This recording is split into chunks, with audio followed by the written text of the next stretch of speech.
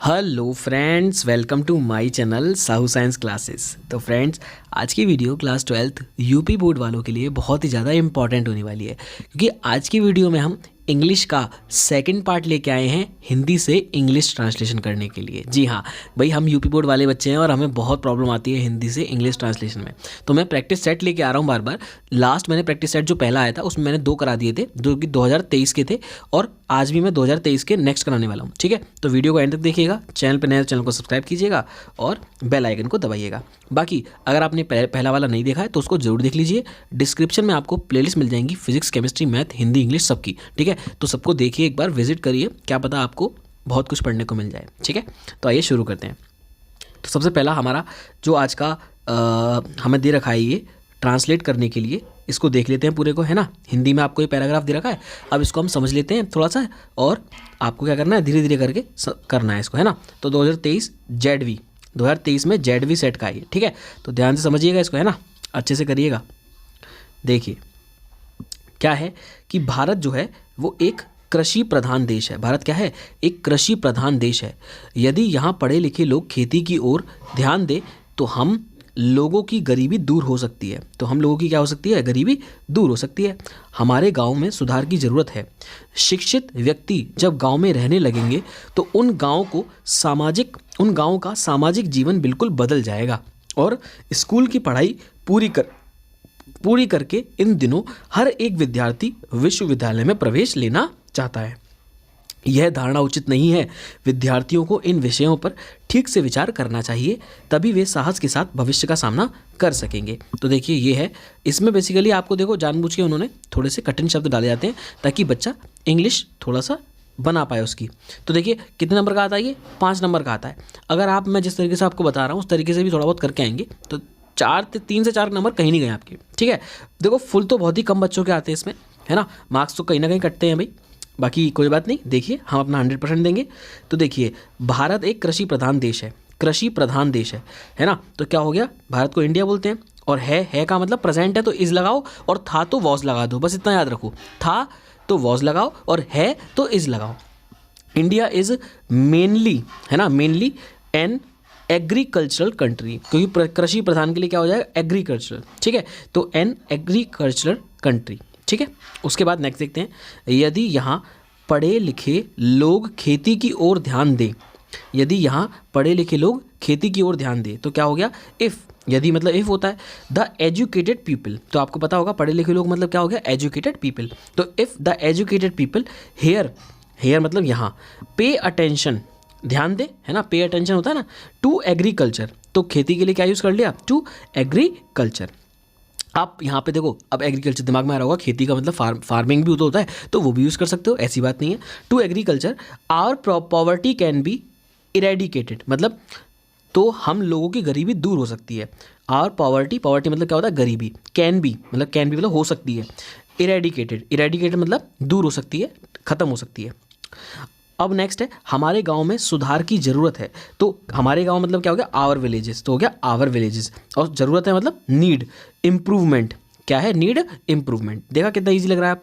अब देखिए नेक्स्ट, शिक्षित व्यक्ति जब गांव में रहने लगेंगे तो क्या हो जाएगा इसका, देखिए व्हेन द एजुकेटेड पीपल, क्या, educated people start living in the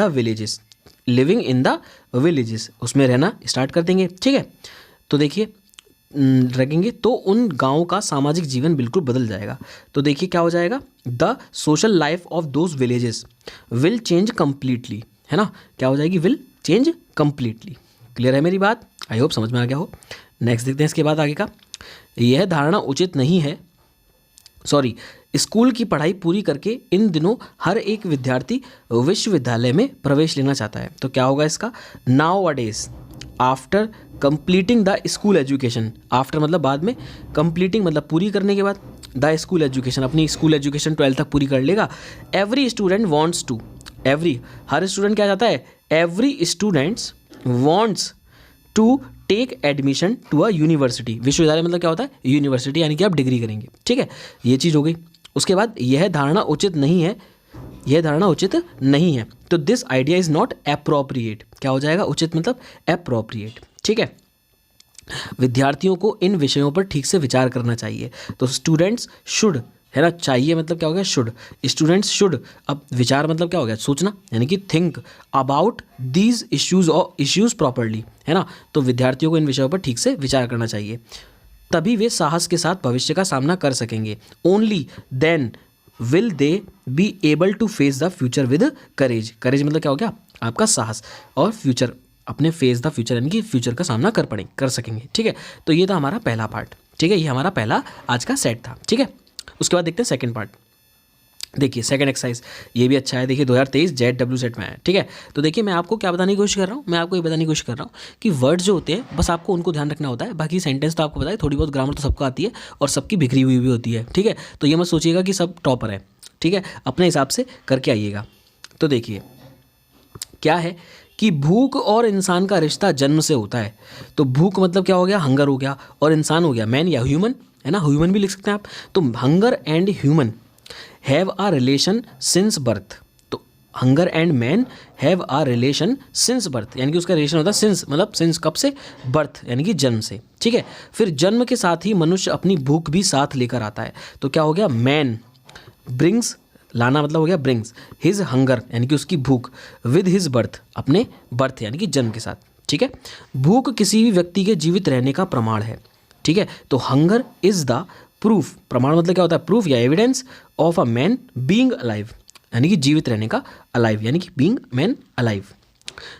लेकिन यह भूख हवस का रूप लेने लगे तो चिंता का कारण बनने लगती है। लेकिन यह भूख जो है वो हवस का यानी कि लालच का रूप लेने लगे तो चिंता का कारण बन जाती है। तो क्या हो जाएगा, but when this hunger starts turning into a strong Dzire, हवस को क्या लिख दिया इंग्लिश में, strong Dzire, it becomes cause for concern.